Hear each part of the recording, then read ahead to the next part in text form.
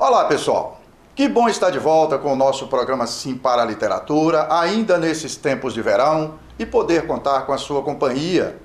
E vamos juntos na direção de uma sociedade mais solidária, mais fraterna e menos desigual, tendo o livro como a extensão do nosso braço. Portanto, se acomode na poltrona e curta junto comigo.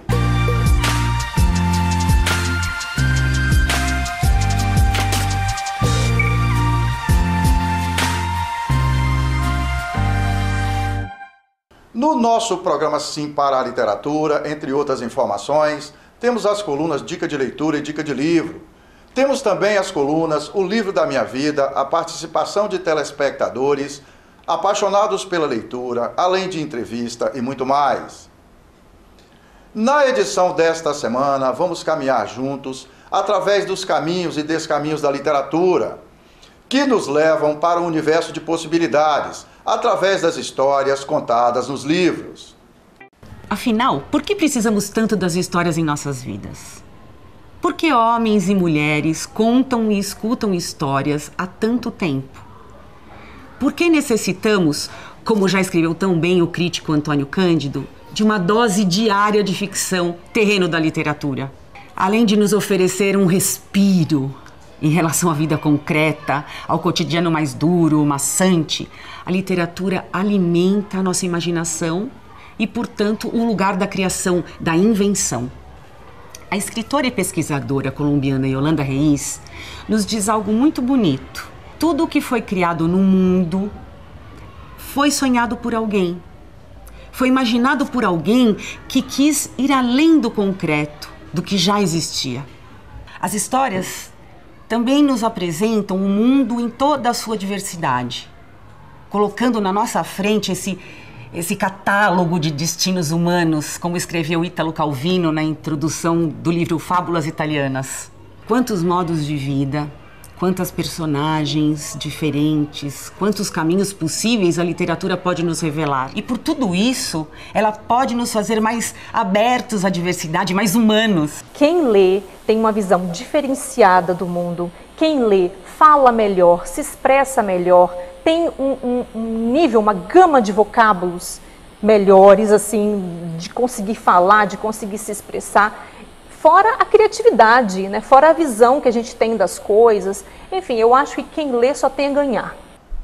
E falando em literatura e livros, não podemos esquecer das bibliotecas, esses instrumentos culturais tão importantes para a nossa comunidade. E já que falamos em bibliotecas, temos que destacar esses profissionais incríveis que prestam valorosos serviços para todos nós, os bibliotecários, que comemoram data no dia 12 de março. Como disse o poeta e escritor argentino Jorge Luis Borges, abro aspas para ele: sempre imaginei que o paraíso fosse uma espécie de biblioteca, fecho aspas. Então, para falar desse paraíso, as bibliotecas e dos profissionais que nelas trabalham, para a entrevista dessa edição, nossa convidada é Júlia Argentina.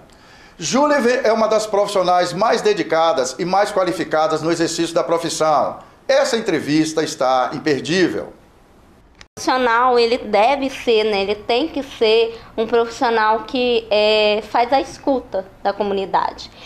Nós temos um papel muito importante, que é o de disseminar a informação, seja em qual suporte for, né? Ainda mais na era da fake news, a gente tem que ter muito cuidado, Exatamente. Né? Então, o profissional bibliotecário, ele faz total diferença até para ajudar que o cidadão, né, nessa formação de caráter dele, nessa formação social e cultural, ele possa entender o que é fato, o que é fake. Seguindo juntos, na companhia de Júlia Argentina, que finalizamos a primeira parte desta edição do nosso programa Sim para a Literatura. A biblioteca ela tem uma importante, né, missão, que é o acesso à informação, seja de qual suporte for. Então, o livro, né, é um dos principais, é o que a gente precisa de estar sempre divulgando, né, ampliando. E o profissional bibliotecário, ele trabalha o livro, ele consegue trabalhar o livro também com a comunidade, com qualquer público, né. Daqui a pouco a gente volta.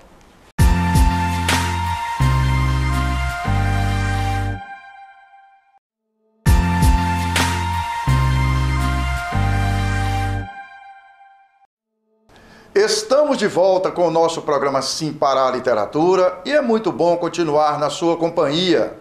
Olha, pessoal, como temos repetido por aqui, tirar proveito dos excelentes benefícios da leitura pode ser conquistado com pequenas doses de leitura a cada dia. Vamos acompanhar o que diz a nossa convidada na nossa coluna Dica de Leitura desta edição.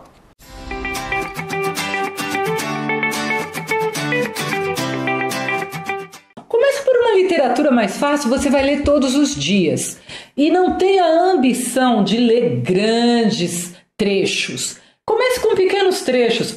Se você lê um parágrafo, 2, 3 parágrafos antes de dormir, que é uma coisa que é um hábito que eu tenho, por exemplo, você já vai, lógico, criando este hábito.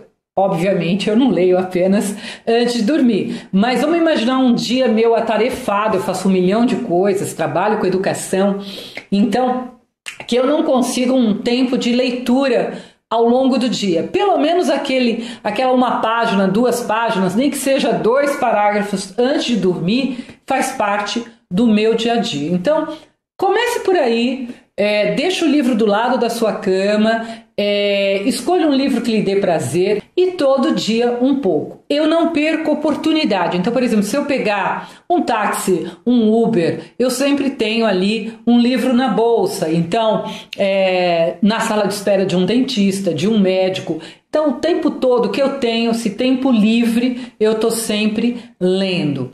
E como sempre destacamos aqui, é sempre bom ouvir a opinião de mais uma pessoa. Então vamos receber nosso convidado, o Joel J. Você vai ler aquilo que você gosta de ler.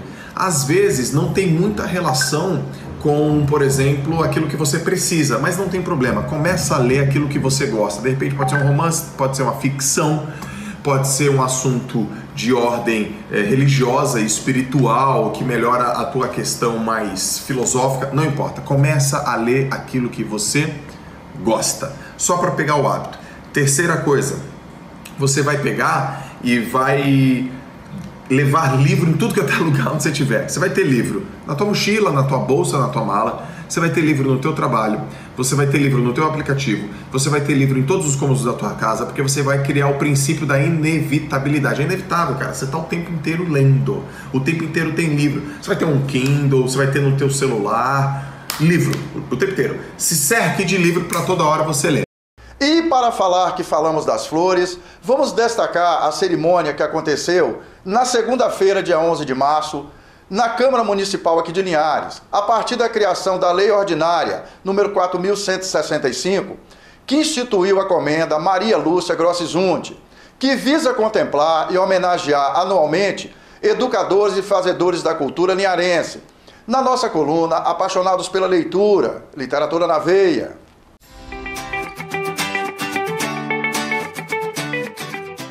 Olha, pessoal, na noite de segunda-feira, dia 11 de março, aconteceu na Câmara Municipal aqui de Linhares a cerimônia que instituiu a Comenda Maria Lúcia Grossi Zunti a partir da criação da Lei Ordinária número 4.665. Essa comenda partiu de uma iniciativa da artista Bela Nogueira, que visa contemplar e homenagear todos os anos educadores e fazedores da cultura aqui da comunidade de Linhares. A importância da homenagem é sem precedente na história de Linhares. A Lei 4.165, que recebe o nome da Maria Lúcia Grossi Correia Zunti, é uma lei que tem vários vieses importantes. O primeiro de ser uma comenda que prestigia os nossos educadores e os nossos fazedores de cultura no município de Linhares. E o segundo por ser, acredito que a primeira lei que prega equidade, né? Ou é metade ou mais indicadas mulheres para receber essa honraria. Então é uma reparação histórica, é uma homenagem grandíssima para uma mulher que fez história em Linhares. Pessoal, a professora e historiadora Maria Lúcia Grossi Zunti tem uma longa lista de realizações em favor da cultura, da educação e do patrimônio de Linhares. Além da publicação de vários livros sobre assuntos diversos, mas principalmente sobre a história do município. Entre outras realizações, foi membro fundadora da Seccional de Linhares, do Instituto Histórico e Geográfico do Espírito Santo, a Serliges. Essa homenagem para Maria Lúcia Grossi Zunti, ela é um marco histórico para Linhares. Nós estamos falando dos idos de Lastênio Calmon e passando por Maria Lúcia Grossi Zunti, o seu panorama histórico. Resumindo, Maria Lúcia disse: cidade que não vela e que não preza pela sua memória está fadada ao esquecimento. A professora Maria Lúcia Grossi Zunti foi representada no evento na Câmara Municipal por seus filhos, a Ada Lúcia e o Ricardo. Então, para nós, para a nossa família, esse momento que a gente está vivendo aqui agora, esse reconhecimento público, mais um dos reconhecimentos públicos, né, feito pelo município de Linhares para nossa mãe, é um motivo de muita alegria mesmo, não só para nós, como para todos os cidadãos linharenses. Eu penso que o reconhecimento da cultura, o reconhecimento da educação, é o reconhecimento da minha mãe e o reconhecimento da mulher também, eu não poderia deixar de falar nesse momento. Com muita satisfação, eu estou aqui recebendo, vindo receber uma homenagem que estão fazendo para Maria Lúcia Zunti, minha mãe, que é uma pessoa que trouxe a educação, buscou toda a educação para Linhares e que Dona Maria Lúcia Zunti, muitos amigos meus sempre falou para mim o seguinte: ela não dava aula de história, ela era totalmente a história, entendeu? Uma pessoa que trouxe a educação para dentro de Linhares, brigou por Linhares ser uma cidade bem mais educada e mais do que justo uma homenagem dessa a Dona Maria Lúcia Zunti. A partir dessa iniciativa da artista Bela Nogueira, o projeto foi encaminhado na Câmara Municipal pelos vereadores Urbano Dávila e pelo professor Antônio César. Acredito que a Bela falou tudo, eu fiquei muito feliz em propor esse projeto de lei junto com o professor e com certeza é um momento histórico para os fazedores de cultura e para os educadores de Linhares. A homenagem ela é muito importante porque a gente precisa reconhecer as pessoas que fizeram e que fazem a história dessa cidade. E a Maria Lúcia Zunti é uma delas. Então a gente não poderia, sair dessa legislatura sem criar uma comenda que homenageie uma pessoa tão importante e tão valorosa para a construção da história da cidade e para que ela continue a ser contada para as próximas gerações. Pessoal, é brilhante essa iniciativa de homenagear fazedores de cultura e educadores de Linhares, tendo como referência agora a nossa patronese, a professora Maria Lúcia Grossi Zunti. Essa iniciativa é brilhante e merece todo o nosso destaque. Bem, é uma homenagem extremamente importante, relevante para Linhares. Afinal de contas, Maria Lúcia Zunti é a primeira historiadora de Linhares, que pôde resgatar um pouco da nossa história. Linhares é uma cidade em desenvolvimento, uma cidade linda, maravilhosa, mas pouco se conhecia da nossa história. E a Maria Lúcia Zunti, uma pessoa que veio de fora, abraçou Linhares com o coração, como sua cidade natal, e aqui reconstruiu a história de Linhares. Seguindo juntos e degustando esse pacote de prazeres proporcionados pela leitura, que finalizamos a segunda parte desta edição do nosso programa Sim para a Literatura. Daqui a pouco a gente volta. O profissional, ele deve ser, ele tem que ser um profissional que faz a escuta da comunidade. Nós temos um papel muito importante que é o de disseminar a informação, seja em qual suporte for, Ainda mais na era da fake news, a gente tem que ter muito cuidado, Exatamente. Então o profissional bibliotecário, ele faz total diferença até para ajudar que o cidadão, nessa formação de caráter dele, nessa formação social e cultural, ele possa entender o que é fato, o que é fake.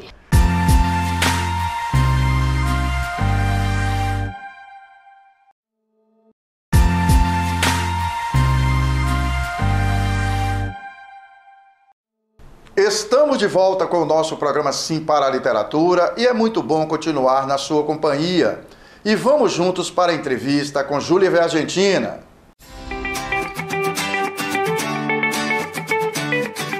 Júlia, mais uma vez, bem-vinda ao programa Sim para a Literatura. Que bom ter você aqui. Você é uma batalhadora por essa coisa de biblioteca, Eu acompanho o que você faz lá pelas redes sociais. Parabéns pela sua trajetória.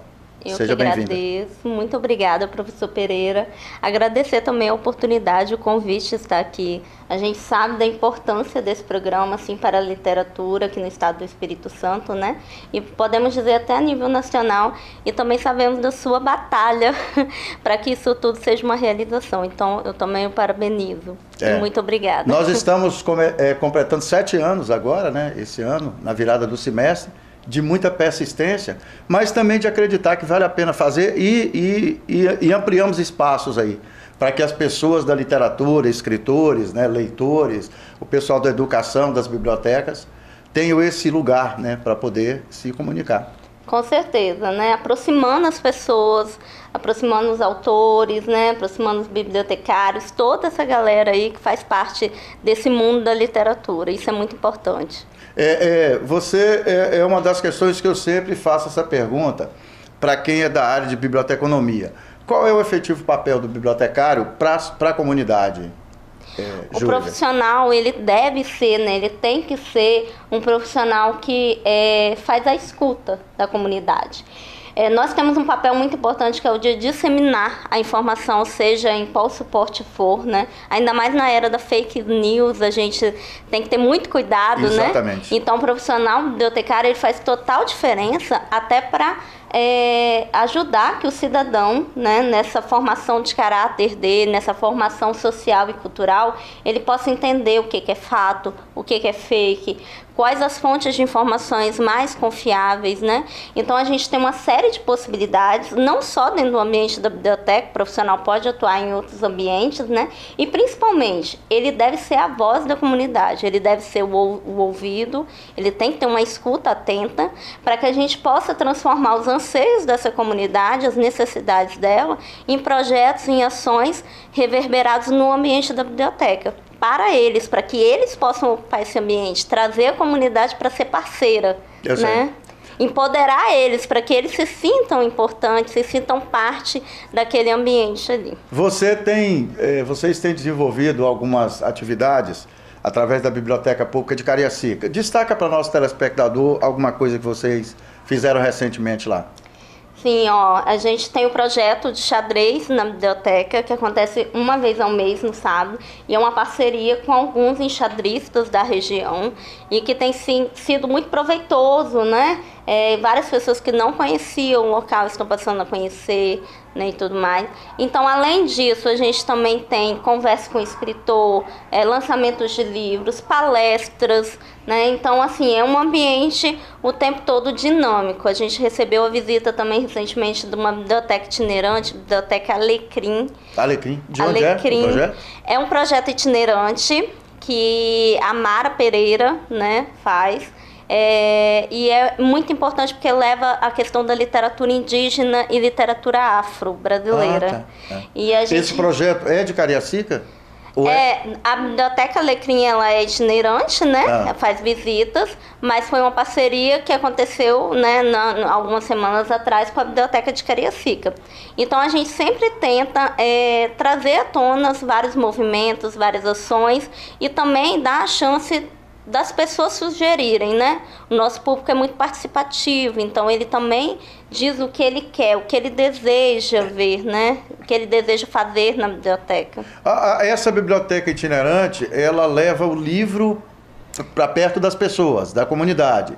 Como é que você percebe essa resposta? Tem dado certo? Quando as pessoas estão perto do livro, como é que ela se manifesta? Então, foi uma ação... Perto fisicamente mesmo do livro. Foi uma ação muito bacana, porque a Biblioteca Alecrim, ela promoveu, né, através da Mara e do filho dela, Nestor, eles promoveram uma conversa com alguns estudantes, né, de uma escola próxima à Biblioteca de Cariacica. E a gente viu que o resultado foi muito bacana. Eles perceberam várias coisas que a gente usa no cotidiano, que os pais usam em casa, na cozinha. Então, assim, é uma mistura também, além da literatura, não só do livro físico, mas também de texturas, sabores, linguagens, né? Então, essa mistura. O que a gente herdou da literatura afro, né, e da literatura indígena? Ô, Júliver, você faz parte do Conselho de Biblioteconomia, né? Você é representante do Conselho aqui no Estado. Eu não sei especificar o número da lei, mas tem uma lei no Brasil que diz que até determinada data todas as bibliotecas têm que ter um bibliotecário. Como é que está o andamento disso? Pois é, né? A gente tem a nossa lei que regulamenta também a nossa profissão, que é já uma lei, a Lei 4.084 de 1962, que é uma lei mais antiga, ou seja, a profissão de bibliotecária é regulamentada há mais de 60 anos. Então, assim, para ser bibliotecário no Brasil, a gente precisa ser bacharel em biblioteconomia e ter um registro ativo no conselho da sua região, da sua jurisdição, né? No caso do Espírito Santo e Minas Gerais, é o 6ª região. E aí, a gente tem outra lei, a 12.244, que é de 2010, que fala sobre a universalização das bibliotecas escolares em ambientes de ensino de todo o país. Então, nessa lei diz que toda biblioteca, né, trocando aí em palavras mais fáceis, né, que todo o ambiente escolar, todo local de ensino do país deve-se ter uma biblioteca respeitando a profissão de bibliotecário. Então, uma biblioteca escolar com o profissional bibliotecário. Tendo contratado e trabalhando ali um bibliotecário. Isso aí, isso mesmo. E como é que isso está funcionando no Brasil? Então, você tem alguns dados aí, de percentuais e tal, ou no caso do Espírito Santo? Essa lei está sendo cumprida, não está sendo cumprida? Como é que está funcionando? Então, aqui no estado do Espírito Santo, a gente pode ver que a região metropolitana tem, alguns municípios da região metropolitana tem disparado na frente, né, nessa questão, mas ainda há muito que se conquistar, há uma luta árdua aí. O que o Conselho faz enquanto autarquia, né, que fiscaliza o exercício da profissão, é justamente aumentar o nível de fiscalização, principalmente pós-pandemia, né? Então, a gente tenta aumentar o nível de fiscalização a fim de fazer também com que esses locais, esses ambientes, essas instituições contratem profissionais. Mas, além disso, o Conselho também tem feito um papel de se aproximar cada vez mais do profissional e da sociedade, porque também a gente está aqui para proteger a sociedade de um mau profissional, de um profissional que não esteja atuando de forma lícita, né, legal. Que respeita o código de ética, tudo Exatamente. Certinho, né? Então, a gente tem uma escuta muito bacana em todos os canais de comunicação, redes sociais, né, que o profissional tem total liberdade para conversar diretamente com o Conselho. E também ele pode fazer denúncias anônimas, né, de instituições que não tenham profissional, para que quando ocorram as fiscalizações, as fiscais possam ir nesse local, né? E aqui no estado do Espírito Santo, a gente ainda tem muito a avançar, principalmente enquanto estado, né? Eu sei. Enquanto estado, a gente, né? Qual a dificuldade que os nossos gestores públicos, leia-se prefeitos, têm de entender que isso é importante? Não só do ponto de vista de cumprir a lei, mas do ponto de vista da biblioteca como um importantíssimo instrumento cultural para uma comunidade. Qual a dificuldade que eles têm de entender isso, na percepção de vocês? Então, talvez a questão de investimento. Falta investimento. E quando eu falo investimento, eu não estou falando só de investimento na contratação de profissionais, que isso aí é um cumprimento da lei e que já faria uma diferença significativa, né? Para o ambiente, para a comunidade, seja na área escolar ou na área cultural, né? Enfim. Mas eu também estou falando de investimento em infraestrutura. Investimento em imobiliário, em treinamento de equipes, em realmente dar um layout do local. Se a gente tiver um ambiente de uma biblioteca com um investimento real, a gente com certeza consegue trabalhar melhor com o nosso público, deixar a biblioteca mais atrativa, conseguir que essas pessoas, que a comunidade enxergue a biblioteca como algo legal, de lazer, importante, de entretenimento e sem preconceitos, como a biblioteca deve ser, sem estereótipos, sem medo, sem ser local de castigo. Então acaba se tornando um local muito mais atrativo para toda a comunidade, para toda a família, não só para a criança ou para o adolescente, mas para a família, um local para todos. Então, assim, eu acho que o que falta realmente é a todos os governantes entenderem é que quando você investe em biblioteca, você está fazendo um trabalho de conscientização e que abarca tanto cultura, esporte, lazer, segurança, porque se você está trabalhando desde criança, né, ajudando na formação do caráter social e educacional de uma criança, você está dando ela a possibilidade de não se envolver com o crime, com o tráfico, dando a ela outras oportunidades. Isso faz parte da rede de proteção social que a criança tem como garantia na Constituição, né? Exatamente. Nós temos casos de escolas da rede municipal que não tem biblioteca porque não tem um espaço físico para fazer a biblioteca. Isso mesmo. Né? Ô, Júliver, qual é o efetivo papel do Conselho de Biblioteconomia, para a gente fechar? Fiscalizar, né, a para aproximar o entendimento da população, do que são os conselhos. A regulamentação, né, fiscalizar realmente a profissão de bibliotecário e essa aproximação com a sociedade, com o bibliotecário, e aí o conselho, inclusive, nesses últimos meses, né, saiu a cartilha sobre biblioteca escolar, que vai ser distribuída em todo o país, né, também tem ela online, e é uma forma da gente tentar falar alguns objetivos, algumas dicas simples da importância do profissional bibliotecário numa biblioteca escolar e também assim o funcionamento daquela biblioteca, enfim, várias nuances. Então, de todas as formas, a gente tenta fazer o nosso papel também, além da fiscalização. Ótimo. Júliver Argentina, pessoal, essa Argentina aqui dela não é que ela joga futebol não, tá? Não. É o sobrenome, já te perguntei antes a origem do seu nome, né? Sim. Mais uma vez, bem-vindo ao programa Sim para a Literatura, parabéns pela sua trajetória, pela sua persistência, né?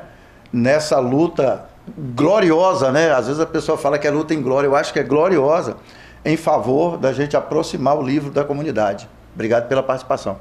Eu que agradeço mais uma vez e continue, porque você faz um papel muito importante para toda a literatura e com certeza vai colher muitos frutos futuros. Parabéns, professor.